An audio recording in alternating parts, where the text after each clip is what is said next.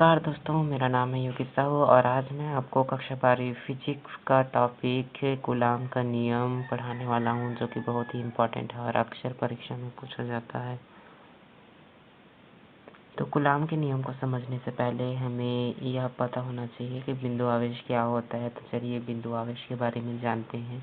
यदि किन्हीं दो आवेशित पिंडों की विमाएं उनके बीच की दूरी की तुलना में नगण्य हो तो उन आवेशित पिंडों को ही बिंदु आवेश कहा जाता है।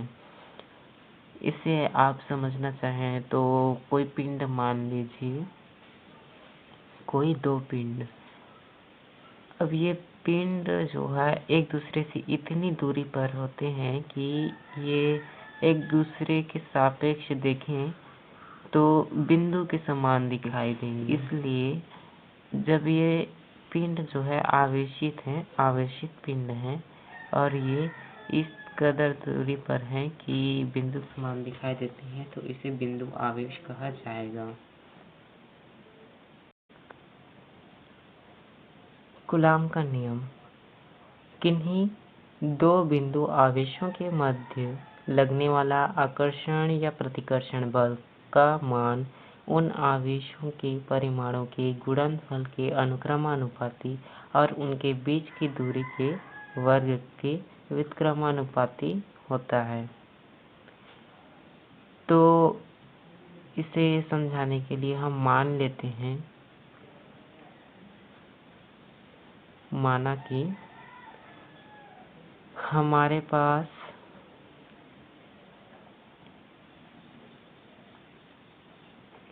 दो बिंदु आवेश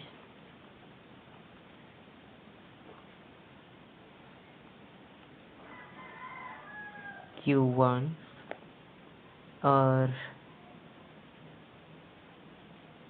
Q2 हैं, जो कि एक दूसरे से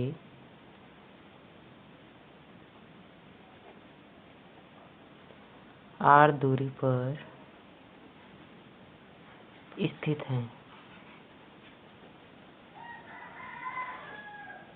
तब उनके मध्य आकर्षण या प्रतिकर्षण बल कार्य करेगा। तो वो आकर्षण या प्रतिकर्षण बल F होगा। तब उनकी मध्य F आकर्षण बल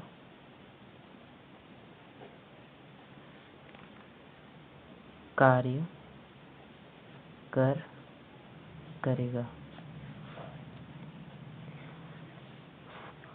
आप सोच रहे होंगे कि आवेशों के मध्य यह कैसा बल है। जिस प्रकार से चुंबक के समान ध्रुवों को पास में लाया जाता है तो उनमें प्रतिकर्षण बल होता है, उसी प्रकार आवेश के समान आवेशों को जब एक दूसरे के पास लाया जाता है तो उनमें प्रतिकर्षण बल उत्पन्न होता है। जैसे कि आवेश दो प्रकार के होते हैं, एक तो माइनस आवेश और एक धन आवेश।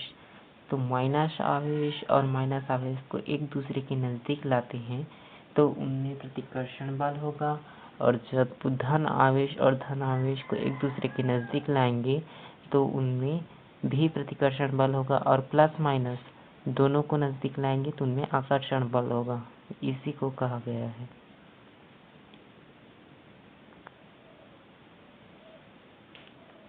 चलिए मानते हैं कि ये हमारा एक आवेश बिंदु आवेश ये रहा Q1 और दूसरा बिंदु आवेश Q2, जो कि एक दूसरे से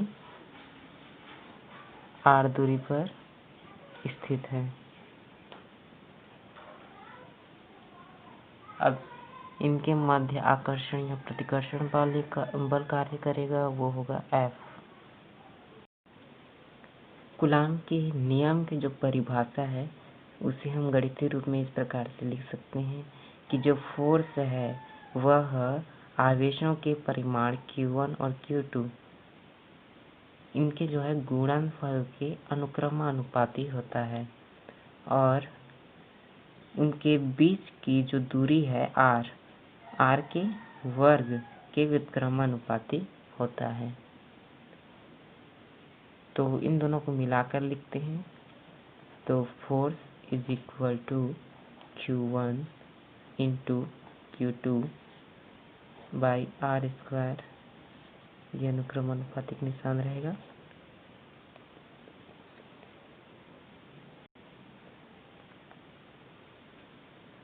जब अनुक्रमानुपाती का निशान हटाते हैं तो यहाँ पर एक नियतांक आता है जिसे के नियतांक, अनुपातिक नियतांक बोला जाता है। इसे के से प्रदर्शित किया जाता है into Q1 into Q2 by R square. इस के की वैल्यू हम CGS पद्धति और SI पद्धति में अलग अलग रखते हैं। तो इस समीकरण को समीकरण 1 मान लेते हैं और CGS पद्धति में इस नियतांक के की वैल्यू 1 होती है, तो इसमें मान रखते हैं।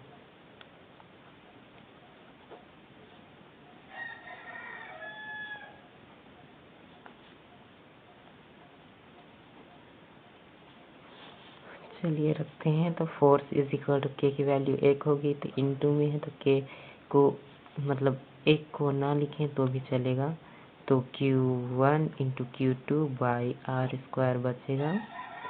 ये CGS पद्धति के लिए है।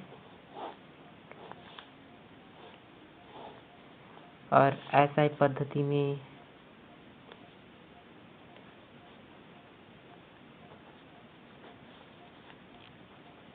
के की वैल्यू 1/4 पाई एप्सिलॉन नॉट होता है।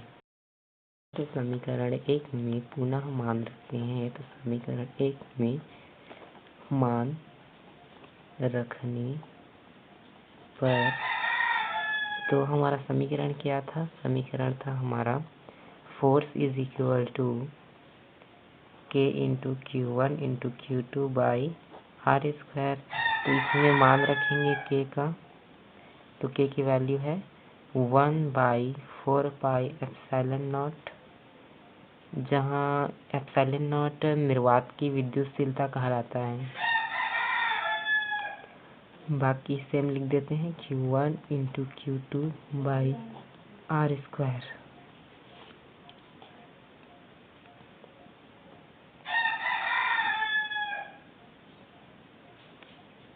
यह निर्वात की विद्युतशीलता है, मतलब जब दोनों आवेशों के